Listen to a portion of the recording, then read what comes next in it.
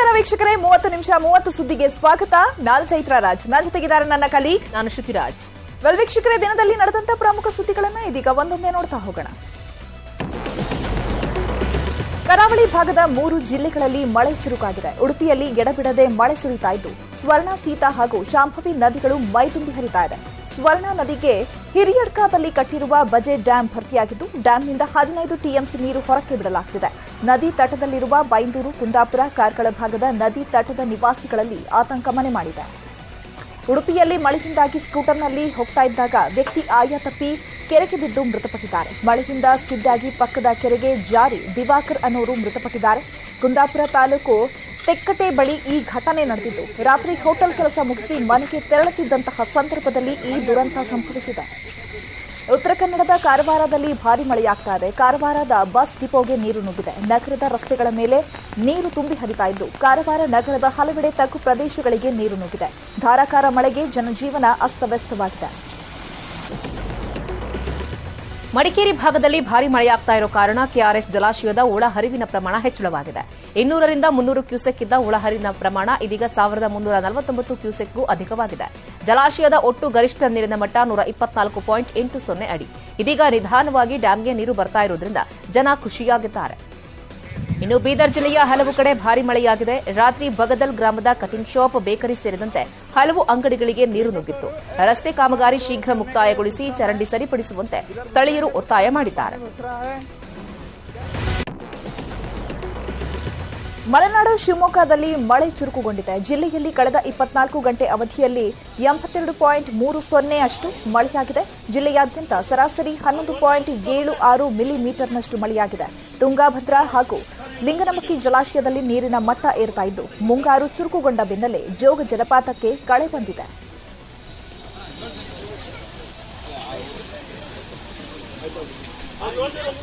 ಈ ನಡುವೆ ಯಾದಗಿರಿ ಜಿಲ್ಲೆಯಲ್ಲಿ ಮಳೆಯೇ ಇಲ್ಲದಂತಾಗಿದೆ. ಮುಂಗಾರು ಮಳೆ ಕೈಕೊಟ್ಟ ಪರಿಣಾಮ ಯಾದಗಿರಿ ಜಿಲ್ಲೆಯಲ್ಲಿ ಬೆಳೆ ನಷ್ಟವಾಗಿದೆ. ಹೀಗಾಗಿ ಬೆಳೆ ನಷ್ಟ ಪರಿಹಾರ ನೀಡುವಂತೆ ಅಖಿಲ ಭಾರತ ರೈತ ಕೃಷಿ ಕಾರ್ಮಿಕ ಸಂಘ ಡಿಸಿ ಕಚೇರಿ ಮುಂದೆ ಪ್ರತಿಭಟನೆ ಮಾಡಿ ಮನವಿ ಸಲ್ಲಿಸಿದೆ.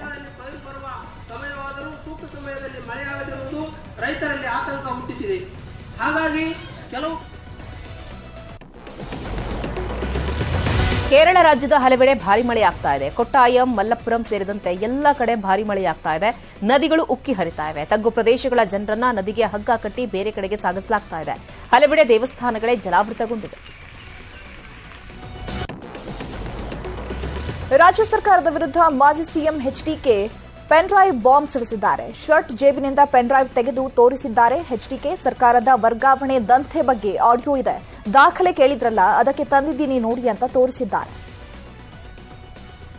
ಬೇಕು ಅಂದ್ರಲ್ಲ, ರೆಡಿ ಮಾಡಿ ಇಟ್ಕೊಂಡಿದ್ದೀನಿ, ರೆಡಿ ಮಾಡಿ ಇಟ್ಕೊಂಡಿದ್ದೀನಿ ಬ್ರದರ್. ನಾನು ಸುಮ್ಮನೆ ಚರ್ಚೆ ಮಾಡಲ್ಲ. ಪಾಪ ನಮ್ಮ ಹತ್ರಲ್ಲೇ ಬೆಳ್ಕೊಂಡು ಕೆಲವು ಹೋಗವೆ. ಇವತ್ತಿನಕ್ಕೆ ಹೇಳಿಕೆ ಕೊಟ್ಟಿರೋದು ನೋಡಿದೀನಿ, ನಮ್ಮಿಂದಲೇ ಬೆಳೆದವು. ನನ್ನ ಬಗ್ಗೆ ಚರ್ಚೆ ಮಾಡೋದಕ್ಕೆ ಪಾಪ ಅವ್ರನ್ನ ಉಪಯೋಗ ಮಾಡ್ತಾವ್ರೆ. ಆಡಿಯೋ ಬ್ರದರ್, ಆಡಿಯೋ ಅದು ಬೇಡ. ಅವೆಲ್ಲ ಟೈಮ್ ಬಂದಾಗ ಹೇಳೋಣ ಬ್ರದರ್. ಕೇಳ್ತಾವ್ರಲ್ಲ. ವರ್ಗಾವಣೆ ತಂದಿದೆ ಮೇಡಮ್, ವರ್ಗಾವಣೆ ತಂದಿದೆ. ಇನ್ನು ಕಾಂಗ್ರೆಸ್ ಸರ್ಕಾರದ ವಿರುದ್ಧ ಲೂಟಿ ಆರೋಪ ಮಾಡಿದ್ರು. ನಿನ್ನೆಯೂ ಇಂಧನ ಇಲಾಖೆಯಲ್ಲಿ ಟ್ರಾನ್ಸ್ಫರ್ ಆಗಿದೆ. 10 ಕೋಟಿ ಲಂಚ ಪಡೆದು ನಿನ್ನೆ ಇಬ್ಬರನ್ನ ಟ್ರಾನ್ಸ್ಫರ್ ಮಾಡಿದ್ದಾರೆ. ಟ್ರಾನ್ಸ್ಫರ್ ಆದವರು ಒಂದು ದಿನದ ಆದಾಯವೇ 50 ಲಕ್ಷ ಆದಾಯವಿದೆ. ಲೂಟಿ ಮಾಡಿ ಮಜಾ ಮಾಡೋ ಒಂದು ವರ್ಗ ಈ ಸರ್ಕಾರದಲ್ಲಿದೆ ಅಂತ ಆರೋಪ ಮಾಡಿದ್ದಾರೆ.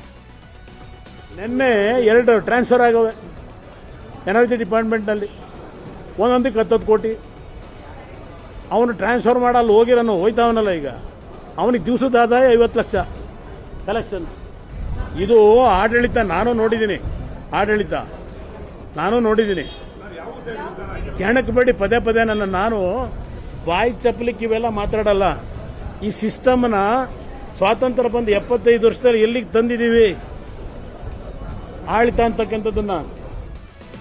ಕುಮಾರಸ್ವಾಮಿ ಪೆನ್ಡ್ರೈವ್ ವಿಚಾರಕ್ಕೆ ಸಂಬಂಧಪಟ್ಟಂತೆ ಇಂಧನ ಸಚಿವ ಕೆಜೆ ಜಾರ್ಜ್ ತಿರುಗೇಟು ಕೊಟ್ಟಿದ್ದಾರೆ. ಸಾಕ್ಷ್ಯ ಇದ್ರೆ ಸ್ಪೀಕರ್ ಕೈಗೆ ಕೊಡ್ಲಿ, ಯಾರು ತಪ್ಪು ಮಾಡಿದ್ದಾರೋ ಅವರಿಗೆ ಶಿಕ್ಷೆ ಆಗಲಿ ಅಂತ ಹೇಳಿದ್ದಾರೆ.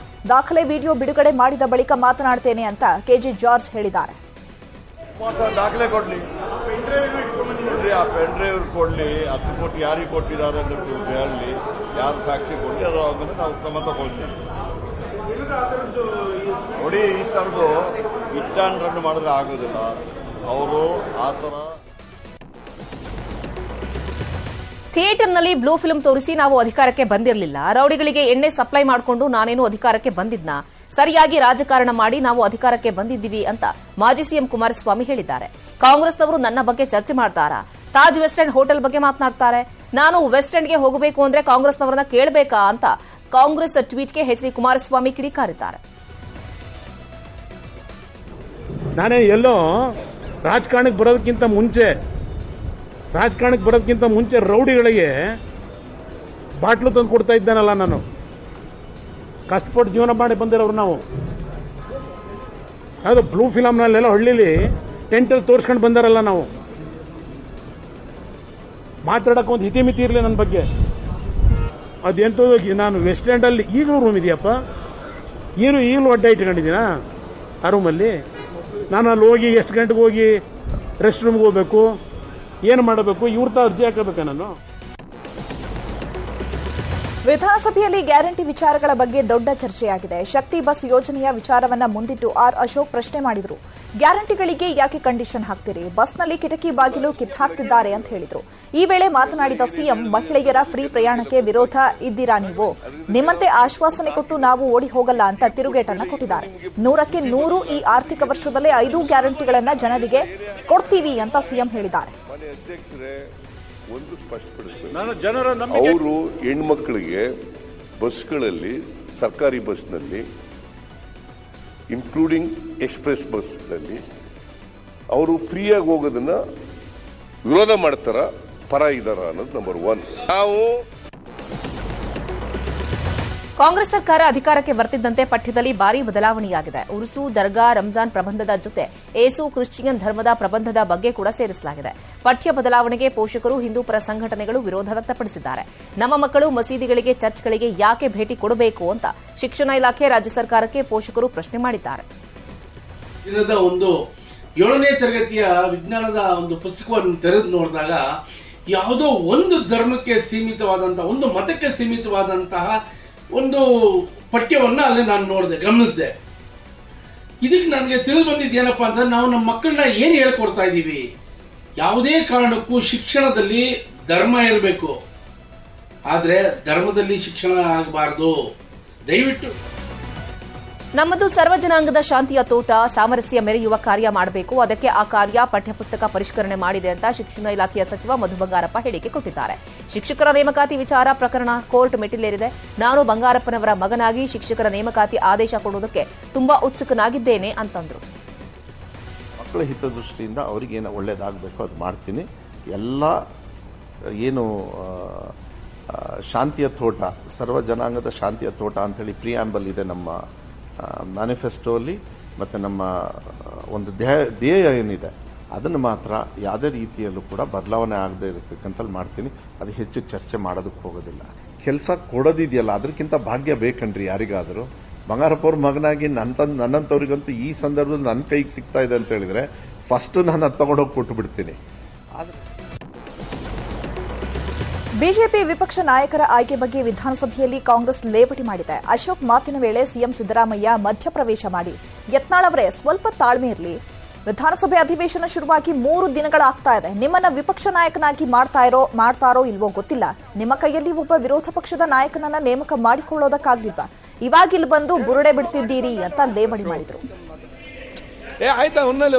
ಇದು ಮನೆ ಅಧ್ಯಕ್ಷರೇ, ಮುಖ್ಯಮಂತ್ರಿ ಮಾತಾಡ್ತಿದ್ದಾರೆ, ತಾವ್ಯಾಕೆ ಎದ್ದು ನಿಲ್ತೀರಿ? ಯತ್ನಾಳ್ ಅವರೇ ಸ್ವಲ್ಪ ತಾಳ್ಮೆ ಇರಲಿ. ಯಾಕೆ ಇಷ್ಟೊಂದು ರಭಸದಲ್ಲಿ ಇದ್ದೀರಿ? ನಿಮ್ಮನ್ನ ಲೀಡರ್ ಆಫ್ ದಿ ಅಪೋಸಿಷನ್ ಮಾಡ್ತಾರೋ ಇಲ್ಲೋ ಗೊತ್ತಿಲ್ಲ ನನಗೆ. ನೀವು ಇಷ್ಟರ ಮಧ್ಯ ಮಧ್ಯೆ ಎದ್ದು ಮಾಡಿದ್ರೆ ನಿಮ್ಮನ್ನ ಮಾಡ್ತಾರೆ ಅಂತ ಅನ್ಕೊಂಡಿದ್ದೀರಾ? ಇವತ್ತಿನವರಿಗೆ 3 ದಿನ ಆಯ್ತು ಅಸೆಂಬ್ಲಿ ಶುರುವಾಗಿ, ಒಬ್ಬರು ಲೀಡರ್ ಆಫ್ ದಿ ಅಪೋಸಿಷನ್ ಮಾಡ್ಕೊಳಕ್ಕಾಗಿಲ್ಲ ನಿಮ್ಮ ಕೈಲಿ. ಇಲ್ಲಿ ಬುರುಡೆ ಹೊಡಿತಾ ಇದ್ದೀರಿ ಬಂದು ಕೂತ್ಕೊಂಡು. ಮಾನ್ಯ ಅಧ್ಯಕ್ಷರೇ, ಇದು ಪ್ರಿಲಿಮಿನರಿ ಸಬ್ಮಿಷನ್.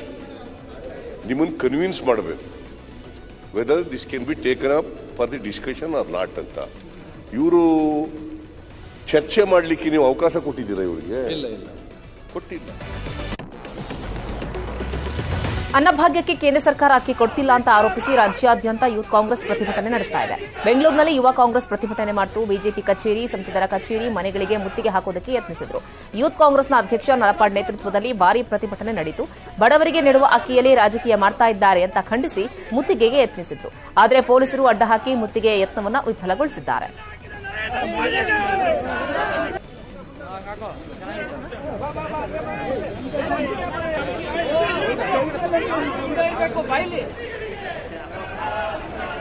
ಇವತ್ತು 25 ಜನ ಎಂಪಿಗಳು ಸೇರಿ 5 ಕೆಜಿ ಅಕ್ಕಿಯನ್ನ ಕೊಡ್ಸಕ್ಕಾಗದೇ ಇರುವಂತ ಒಂದು ಪರಿಸ್ಥಿತಿಯಲ್ಲಿದೆ. ಈ ಬಿಜೆಪಿ ಎಂಪಿಗಳು ಏನ್ ಮಾಡ್ತಾ ಇದ್ದಾರೆ? ಕರ್ನಾಟಕಕ್ಕೆ, ಕರ್ನಾಟಕದ ಜನತೆಗೋಸ್ಕರ 5 ಕೆಜಿ ಅಕ್ಕಿಯನ್ನ ತಗೊಂಬರಕ್ಕೆ ಆಗ್ತಾ ಇಲ್ಲ ಅವ್ರಿಗೆ. ನಾವೇನು ಫ್ರೀಯಾಗಿ ಕೇಳ್ತಾ ಇಲ್ಲ, ನಾವೇನು ಫ್ರೀಯಾಗಿ ಕೊಡಿ ಅಂತ ಕೇಳ್ತಾ ಇಲ್ಲ. ನಾವು ದುಡ್ಡು ಕಟ್ತೀವಿ, ಅಕ್ಕಿಯನ್ನ ಕೊಡಿ, ಕರ್ನಾಟಕದ ಜನತೆಗೆ ಒಳ್ಳೇದಾಗ್ಲಿ ಅಂತ ನಾವು ಕೇಳ್ತಾ ಇದೀವಿ. ಆದ್ರೆ ಈ ಬಿಜೆಪಿ ಅವರು, ಈ ಬಿಜೆಪಿ ಎಂಪಿಗಳು ಯಾವುದೇ ತರವಾದಂತ ಕೆಲಸ ಮಾಡ್ತಾ ಇಲ್ಲ. ಈ ಬಿಜೆಪಿ ವಿರೋಧಿಸಿ, ಸೆಂಟ್ರಲ್ ಬಿಜೆಪಿಯನ್ನ ವಿರೋಧಿಸಿ ನಾವು ಹೋರಾಟವನ್ನ ಇವತ್ತು ಹಮ್ಮಿಕೊಂಡಿದೀವಿ. ಶ್ರೀರಂಗಪಟ್ಟಣದ ಗಣಗೂರು ಬಳಿ ಟೋಲ್ ದರ ಏರಿಕೆ ಆಗಿರುವುದಕ್ಕೆ ಬೆಂಗಳೂರು ಮೈಸೂರು ನಡುವಿನ ಸಾರಿಗೆ ಬಸ್ ಪ್ರಯಾಣ ದುಬಾರಿಯಾಗಿದೆ. ಸಾಮಾನ್ಯ ಸಾರಿಗೆ ಬಸ್ ಟಿಕೆಟ್ ದರ 15 ರೂಪಾಯಿ, ಹಾಗೆ ರಾಜಹಂಸ ಬಸ್ ಟಿಕೆಟ್ ದರ 20 ಹಾಗೂ ಓಲ್ವೋ ಇವಿ ಟಿಕೆಟ್ ದರ 30 ರೂಪಾಯಿಗೆ ಏರಿಕೆಯಾಗಿದೆ.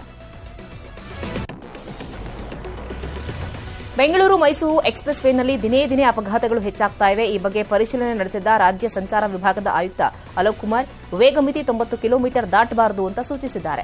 ಈ ಬಗ್ಗೆ ಟ್ವೀಟ್ ಮಾಡಿದ್ದಾರೆ ಅಲೋಕ್ ಕುಮಾರ್. ಗಂಟೆಗೆ 120 ಕಿಲೋಮೀಟರ್ ವೇಗದಲ್ಲಿ ವಾಹನಗಳು ಸಂಚರಿಸುವ ಕಾರಣ ಅಪಘಾತಗಳು ಹೆಚ್ಚಾಗ್ತಾ ಇವೆ. ಅಪಘಾತಗಳನ್ನು ತಡೆಯುವುದಕ್ಕೆ ಗಂಟೆಗೆ 90 ಕಿಲೋಮೀಟರ್ ವೇಗ ಮಿತಿ ಮಾಡಲಾಗಿದೆ. ಹೆದ್ದಾರಿಯಲ್ಲಿ ಸ್ಪೀಡ್ ರಡಾರ್ ಗನ್ ಮತ್ತು ವಾಹನ ನಂಬರ್ ಪ್ಲೇಟ್ ರೆಕಗ್ನಿಷನ್ ಕ್ಯಾಮೆರಾಗಳನ್ನು ಅಳವಡಿಕೆ ಮಾಡಲಾಗಿದೆ ಅಂತ ಮಾಹಿತಿ ಕೊಟ್ಟಿದ್ದಾರೆ.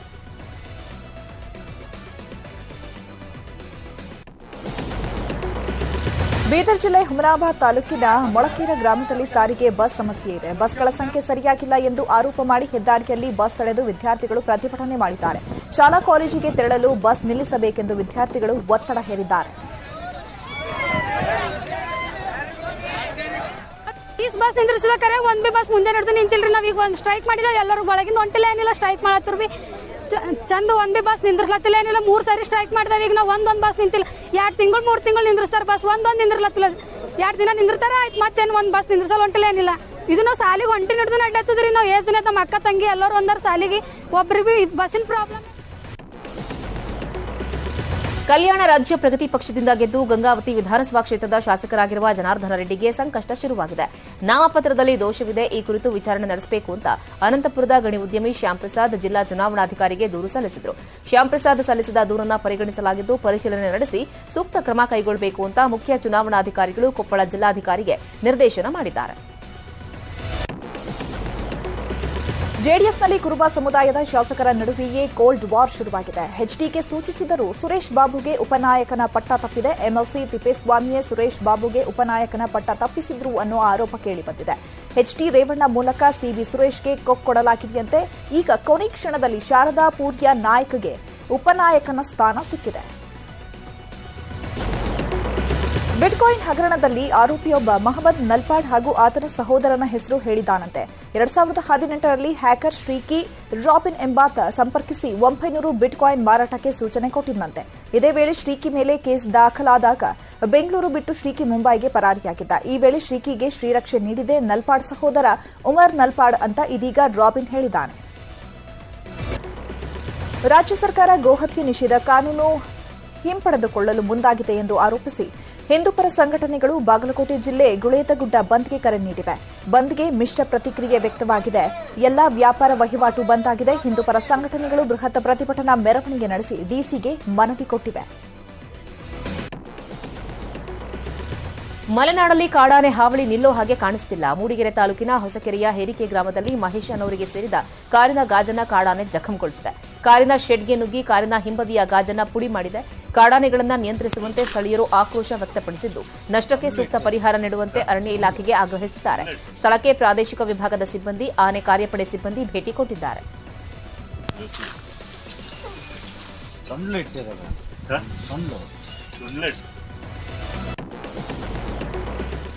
ತರಕಾರಿ ಬೆಲೆ ದಿನದಿಂದ ದಿನಕ್ಕೆ ಗಗನಕ್ಕೇರ್ತಾ ಇದೆ. ಅದರಲ್ಲೂ ಟೊಮೆಟೊ ಬೆಲೆ ಕೇಳೋದೇ ಬೇಡ. ಈ ಹಿನ್ನೆಲೆ ಸಾವಿರಾರು ರೂಪಾಯಿ ಮೌಲ್ಯದ ಟೊಮೆಟೊ ಕಳ್ಳತನ ಮಾಡಿರುವ ಘಟನೆ ಹಾಸನ ಜಿಲ್ಲೆ ಬೇಲೂರು ತಾಲೂಕಿನ ಗೋಣಿ ಸೋಮನಹಳ್ಳಿಯಲ್ಲಿ ನಡೆದಿದೆ. ಗ್ರಾಮದ ಧರಣಿ ಅನ್ನೋರು ತಮ್ಮ ಜಮೀನಿನಲ್ಲಿ ಟೊಮೆಟೊ ಬೆಳೆದಿದ್ರು. 50ರಿಂದ 60 ಬ್ಯಾಗ್ನಷ್ಟು ಟೊಮೆಟೊ ಕಳ್ಳತನ ಮಾಡಲಾಗಿದೆ. ಸ್ಥಳಕ್ಕೆ ಪೊಲೀಸರು ಭೇಟಿ ಕೊಟ್ಟು ಪರಿಶೀಲಿಸಿದ್ದಾರೆ. ಮತ್ತೊಂದೆಡೆ ಹಾವೇರಿ ಜಿಲ್ಲೆಯ ಹಾನಗಲ್ ತಾಲೂಕಿನ ಅಕ್ಕಿ ಆಲೂರು ಗ್ರಾಮದಲ್ಲಿ ರೈತನೋರ್ವ ಟೊಮೆಟೊ ಹಣ್ಣಿಗೆ ಸಿಸಿಟಿವಿ ಕಣ್ಗಾವಲಿಟ್ಟಿದ್ದಾರೆ.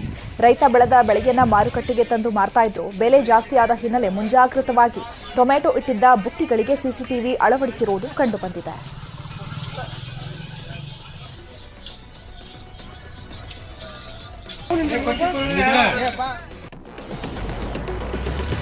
ದೊಡ್ಡಬಳ್ಳಾಪುರದ ಹಾದ್ರಿಪುರ ಗ್ರಾಮ ಪಂಚಾಯಿತಿಯಲ್ಲಿ ಪೆಟ್ರೋಲ್ ಸುರಿದುಕೊಂಡು ಕುಟುಂಬವೊಂದು ಆತ್ಮಹತ್ಯೆಗೆ ಪ್ರಯತ್ನ ಮಾಡಿತ್ತು. ಈ ಘಟನೆಗೆ ಸಂಬಂಧಪಟ್ಟಂತೆ ಪಿಡಿಒ ಶಿವಾನಂದ ಮರಿಕೇರಿ ಅವರನ್ನ ಎತ್ತಂಗಡಿ ಮಾಡಲಾಗಿದೆ. ಪಿಡಿಒ ಶಿವಾನಂದ ಮರಿಕೇರಿ ಕಿರುಕುಳ ನೀಡುತ್ತಿದ್ದಾರೆ ಅಂತ ಆರೋಪಿಸಿ ಪೆಟ್ರೋಲ್ ಸುರಿದುಕೊಂಡು ಆತ್ಮಹತ್ಯೆಗೆ ಇಡೀ ಕುಟುಂಬ ಪ್ರಯತ್ನ ಪಟ್ಟಿತ್ತು. ಈ ಹಿನ್ನೆಲೆ ಪಂಚಾಯತ್ ರಾಜ್ ಆಯುಕ್ತಾಲಯ ಪಿಡಿಒವನ್ನ ವರ್ಗಾವಣೆ ಮಾಡಿದೆ.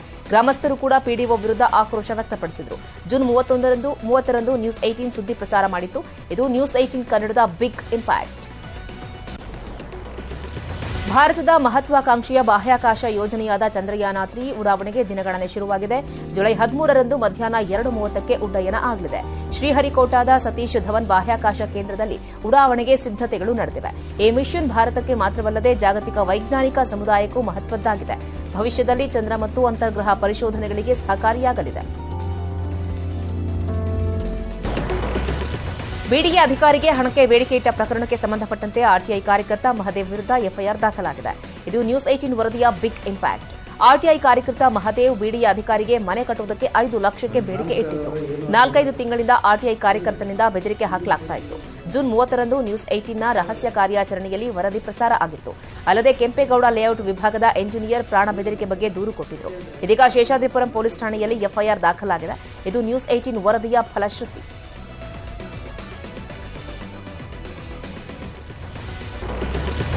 ಚಾಮರಾಜನಗರದ ಗಾಜನೂರಿಗೆ ಡಾಕ್ಟರ್ ರಾಜ್ ಮೊಮ್ಮಗ ಯುವರಾಜ್ ಕುಮಾರ್ ಭೇಟಿ ಕೊಟ್ಟಿದ್ದಾರೆ. ಡಾಕ್ಟರ್ ರಾಜ್ ಕುಮಾರ್ ಹುಟ್ಟಿ ಬೆಳೆದ ಮನೆಗೆ ತೆರಳಿ ಡಾಕ್ಟರ್ ರಾಜ್ ಸಹೋದರಿ ನಾಗಮ್ಮ ಅವರ ಆರೋಗ್ಯ ವಿಚಾರಿಸಿದರು. ಅಲ್ಲದೆ ಪತ್ನಿಯೊಂದಿಗೆ ಭೇಟಿ ಕೊಟ್ಟಿರುವ ಯುವರಾಜ್ ಡಾಕ್ಟರ್ ರಾಜ್ ಹುಟ್ಟಿ ಬೆಳೆದ ಮನೆಯನ್ನ ವೀಕ್ಷಣೆ ಮಾಡಿದರು. ಡಾಕ್ಟರ್ ರಾಜ್ ಹಾಗೂ ಅಪ್ಪು ಫೋಟೋ ಜೊತೆಗೆ ಫೋಟೋ ಕ್ಲಿಕ್ಕಿಸಿಕೊಂಡ್ರು ಯುವರಾಜ್ ದಂಪತಿ.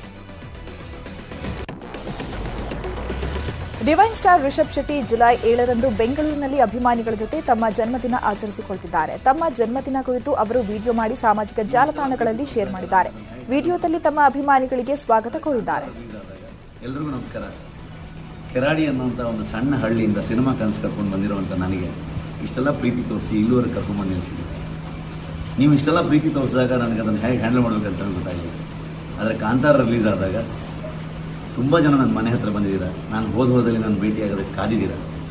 ಎಷ್ಟೋ ಜನರು ನಾನು ಭೇಟಿಯಾಗೋದಕ್ಕಾಗಲಿಲ್ಲ.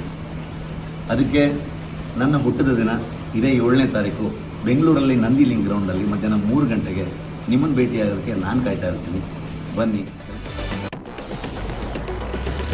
ಕ್ಯಾನ್ಸರ್ ಪೀಡಿತ ಅಭಿಮಾನಿಯ ಆಸೆ ಈಡೇರಿಸಿದ್ದಾರೆ ಕಿಚ್ಚ ಸುದೀಪ್. ಬೆಂಗಳೂರಿನ ಆಸ್ಪತ್ರೆಯೊಂದರಲ್ಲಿ ಚಿಕಿತ್ಸೆ ಪಡಿತಾ ಇದ್ದ ಬಾಲಕಿಯನ್ನ ಭೇಟಿ ಮಾಡಿ ಆರೋಗ್ಯ ವಿಚಾರಿಸಿದ್ರು. ಬಾಲಕಿ ಸಾಕ್ಷಿ ಸುದೀಪ್ ಅವರ ಅಭಿಮಾನಿ, ಅವರನ್ನ ನೋಡಬೇಕು ಅಂತ ಹಂಬಲಿಸ್ತಾ ಇದ್ರು. ಬಾಲಕಿಯ ಆಸೆ ಪೂರೈಸಿದ್ದಾರೆ ಸುದೀಪ್. ಆಟೋಗ್ರಾಫ್ ನೀಡಿ ಆರೋಗ್ಯ ವಿಚಾರಿಸಿದ್ದಾರೆ. ಬಾಲಕಿ ಫುಲ್ ಖುಷಿಯಾಗಿದ್ದಾಳೆ.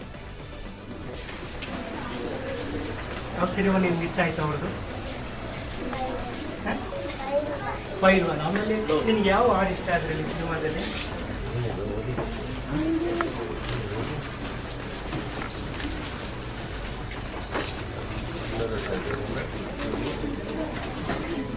ಹಲೋ